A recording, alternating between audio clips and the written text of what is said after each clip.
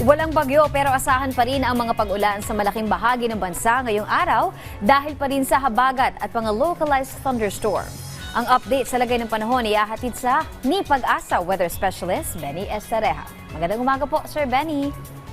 Good morning po sa inyo. Ganyan din sa ating mga taga-subaybay. Sa ngayon, wala tayong minomonitor po na low pressure area or bagyo sa loob at paligid ng Philippine Area of Responsibility.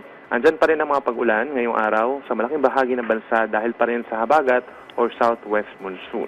Asahan ang kalat-kalat na ulan and thunderstorm sa Metro Manila, ganyan sa Central Luzon, Calabarzon, lalo na mamayang hapon hanggang gabi. Naging dito rin po sa may Mimaropa and Bicol Region ngayong umaga, medyo malalakas na yung mga pag-ulan doon. Visayas, Zamboanga Peninsula, Bangsamoro Region, Northern Mindanao and Caraga, mag-ingat sa banta ng mga pagbaha at pagguho ng lupa. The rest of Luzon and the rest of Mindanao, partly cloudy to cloudy skies at may tsansa pa rin po ng mga pulupulong mga pag-ulan at yung mga thunderstorms ay usually nagtatagal ng 1 hanggang 2 oras. For Metro Manila, temperatura 25 to 31 degrees. And so far, wala rin po tayong nakataas na gale warning or babala sa mga delikadong alon.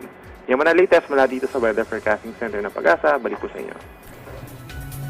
Maraming salamat Pag-asa Weather Specialist Benny Estareja.